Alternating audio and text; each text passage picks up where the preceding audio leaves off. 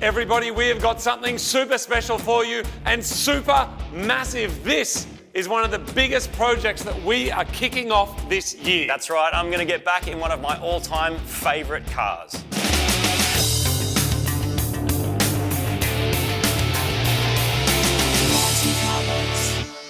Welcome to another episode of Marty Car Mods. In fact, welcome to another series. Marty likes Subarus. I like chopping Subarus. So it's a match made in heaven, really, isn't it? Why do I like them? I find them really enjoyable to drive. I like them when they got power. I like that they got all-drive grip. I love that they're practical. They do so many things really, really well. And it's been a little while since I've been in a Subaru that wasn't like a two-door coupe. Now, Marty jumped on the interballs. He's actually already found the base that is going to be the project car for this series. And I can actually tell you, it's going to be freaking awesome because this kind of car doesn't actually exist. And if we can do what I'm thinking about, it should be the first one of this format anywhere on the planet. Well, it exists because I already found one, and as soon as I saw it, I booked a plane ticket and I jumped on the plane the very next day to go and pick it up. Sometimes you need to travel to find a bargain, so I'm heading 800 k's away where I've found the perfect base for our project. I am right where the propeller will go. With that propeller, let's go.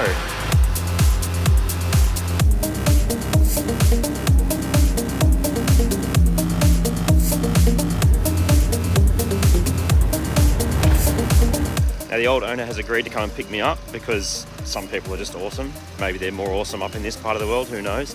It's absolutely beautiful here. This is near Byron Bay, which if you ever come into Australia, go there. It's amazing. Hey mate, looks beautiful. Car acquired. Now I've got to start the long drive home. All right, Levorg acquired. It's really, really nice, as in really nice condition. Is a Levorg a really nice car? Remains to be seen. But it's been really loved, you can tell, and I'm glad I got this one. Sometimes it's worth traveling. This is an hour-and-a-half flight or a 7 to 8 hour drive, and sometimes those cars are just further out and people care about them more rather than what's in the big cities. It feels really light. It's good. Like, it feels light. It feels roomy and like good, I guess, for the sort of boring duties that this car would normally be used for. So now it's time to begin the drive back home. It's about 8 hours. I'm going to take a couple of breaks along the way. And yeah, should be a good cruise. Looking forward to my new Subaru journey. Now, I'm not a particularly superstitious person, but sometimes I think luck really does come into it, and there are good luck charms in the world, like this one. The Big Prawn, everybody.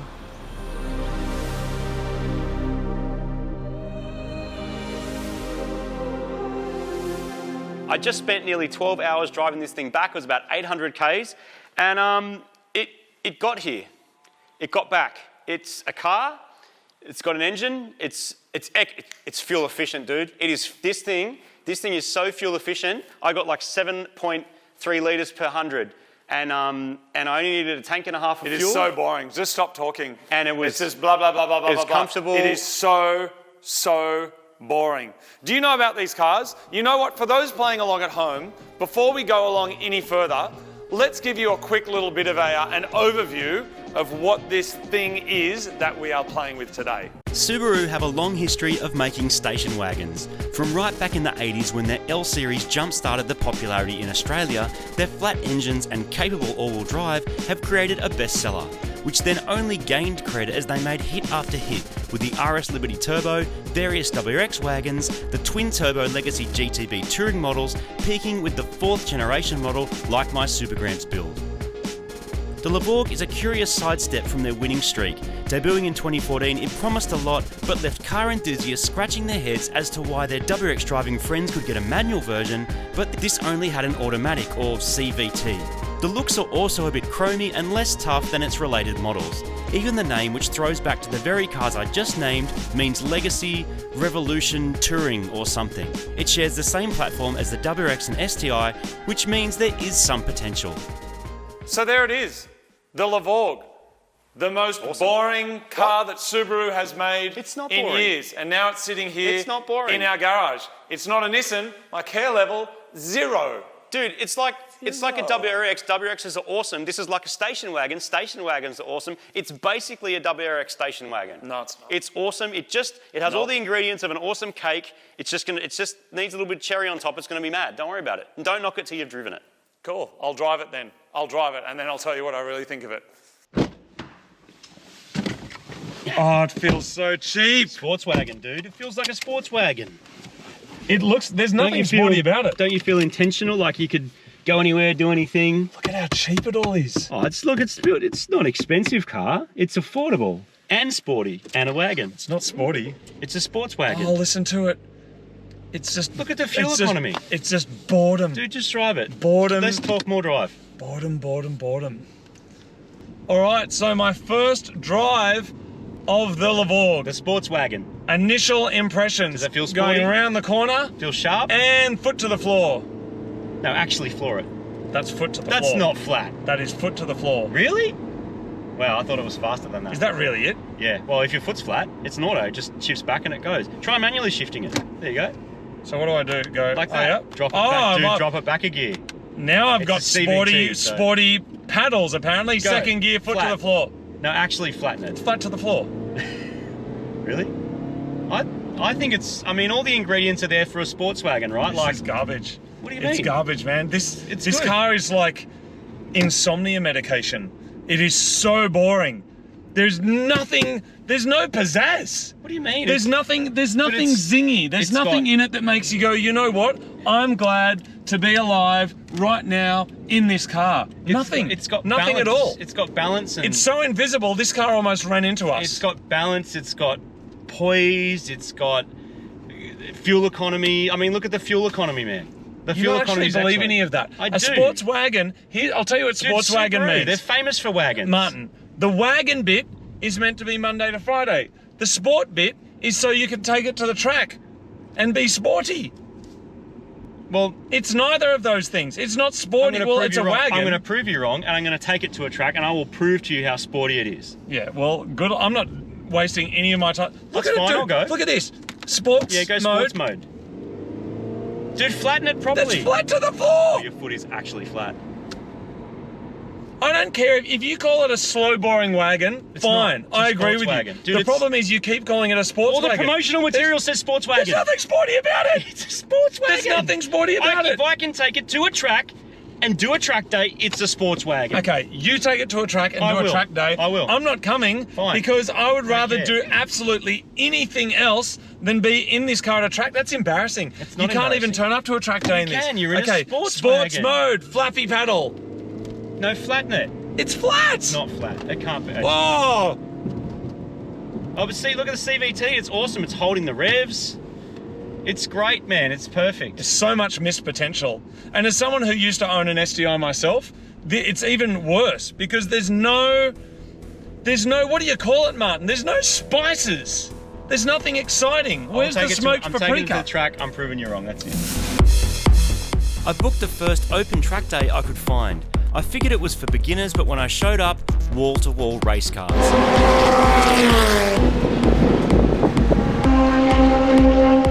Teams use days like these to test their cars, and regular people bring properly fast stuff like BMW M cars, Porsches, Ferraris, Jags, Lotus, and even a smattering of Hondas to thrash around and have some fun.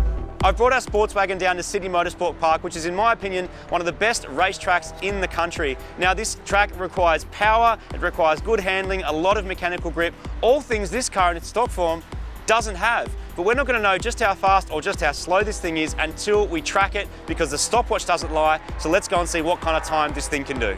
A day as clear and dry as this is the perfect time to set a personal best, so you don't want to be in people's way.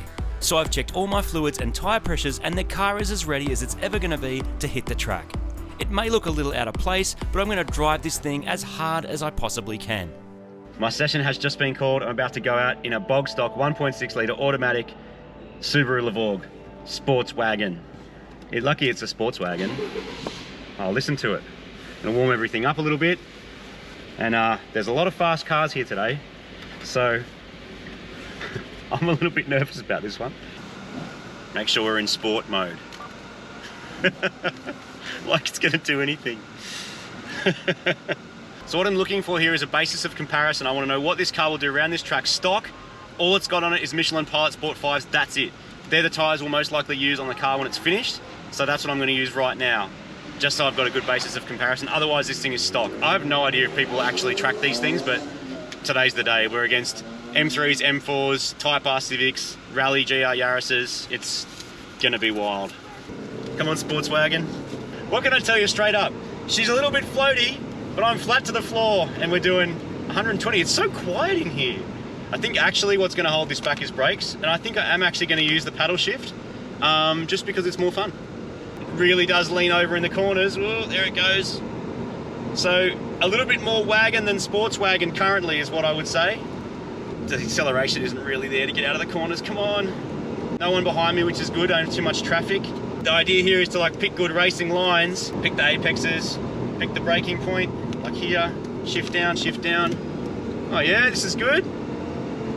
Try and get a lot of speed on it up onto this straight. That's where the grip ends. Here we go, winding that little turbo out, 6 grand. Shift gears. This is probably the slowest I've been down this straight ever. 150. Oh look, it's getting there. It's getting there. I'm in 5th gear. 170. Yeah, okay. I'm going to brake early for this one because I don't know what it's going to do yet. Turn 1's a little bit scary. The Sportswagon is not at all fast, but it is doing the job. That's all I can say at the moment. And the auto just makes it really hard to sort of predict.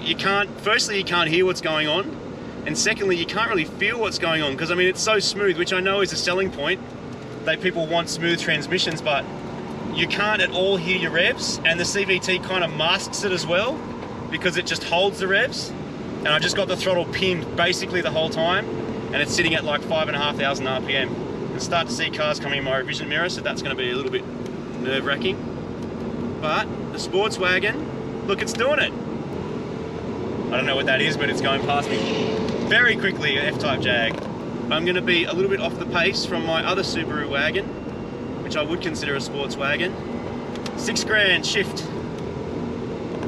Come on, this is going to be a time. We're going to do one more lap, and we're going to see exactly what kind of time we're going to get. Lap 1, I think we've got a 2:17 by the looks of it. I'm braking a little bit for turn 1. But I don't really have enough speed to make this corner as scary as it sometimes is. I'm able to sort of put the car where I want it. It's gripping, it's hanging on, the tyre's doing a good job. End of 3rd gear, brake at the top of the hill. We are going to run out of brakes. That's what's going to send me off this track, I think. And by off, I mean into the pits, not into the woods. Really want to try and avoid that. This is going to be the indicative lap, I think, because after this, I'm not going to have any brakes left. Oh, it just made me shift. I just got chopped by a Type R down the straight. That's fair. Oh, look, I already knocked like 5 seconds off. Brilliant. It's really good. It's really good. Chopped by another Porsche. Doing all right. Okay, this is going to be my last hot lap, I think, because I don't think the car's going to have much left after this. Oh, it's just holding on. That's at 110 k's an hour around that corner. A very fast M3 coming up behind me. I'll be ruining his track time. Sorry, guys. But we just got to dial in one more nice, tidy lap.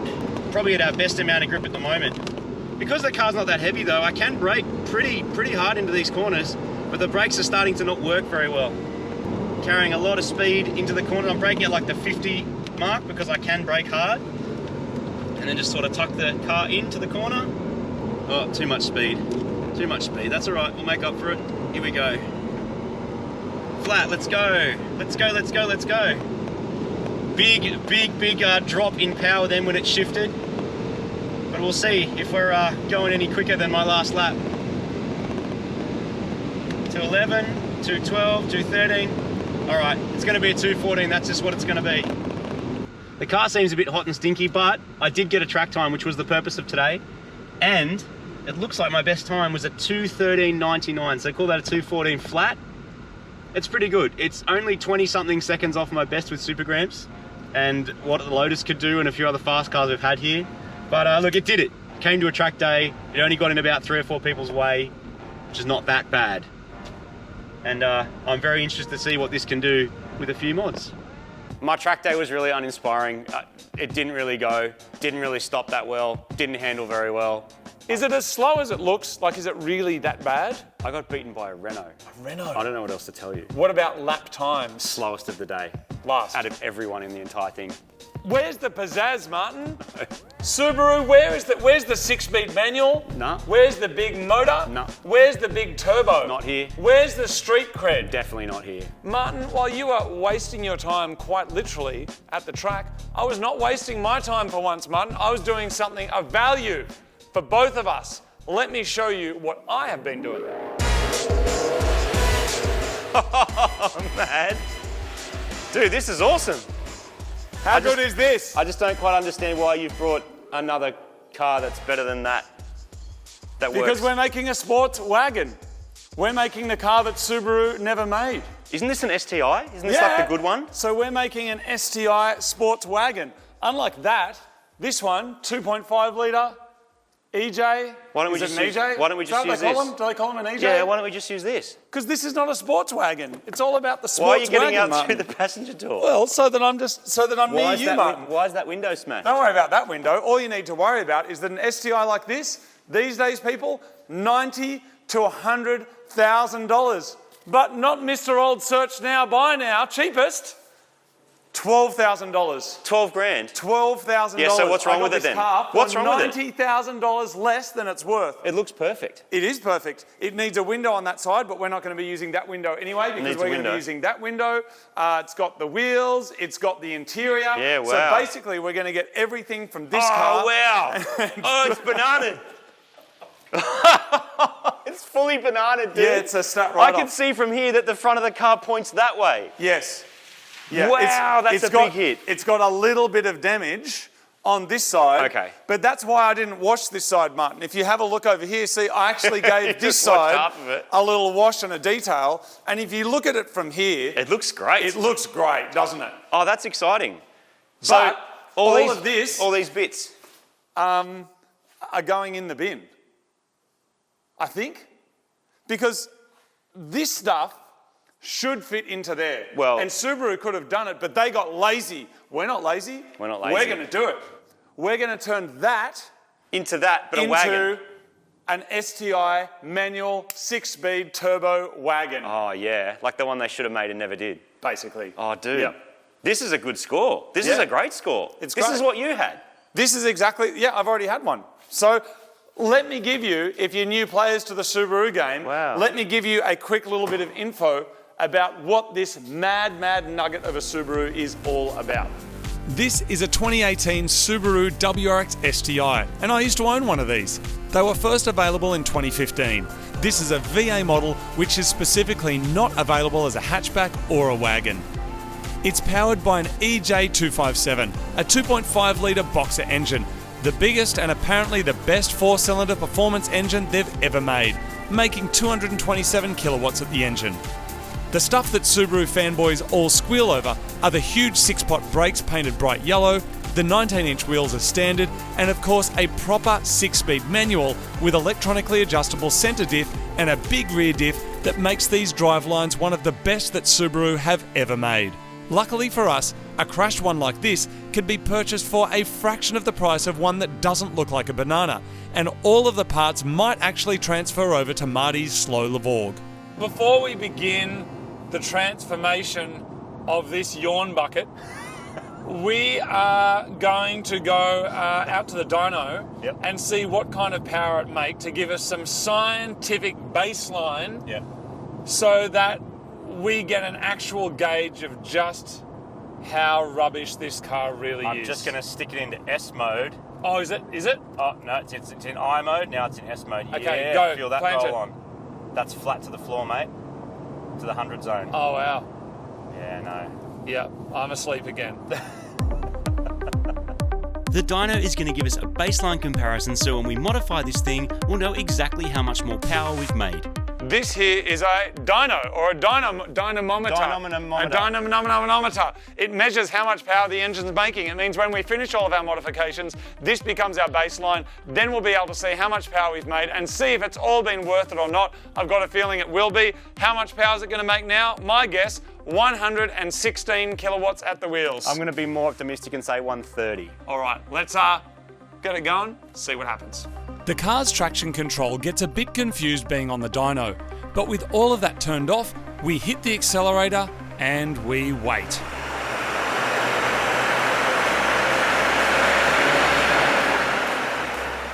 The car's made 95.4 kilowatts, which is significantly less than both of us had guessed. That's the power. Now it's time to put that power down to the road and have a nice sleepy drive back to the shed. Martin, this car's basically like super grand, isn't it? It's not super gramps, it's super grand. Basically. Anyway, it's going to be a 4-part series. We're really happy to have you along for the build. We will see you next time when we begin the conversion of the STI, throwing all the good stuff into the Levorg, which is grovel backwards. So we're going to grovel out of here. See you next time on Mighty Car Mods. Wow, look at this smash, so smashed.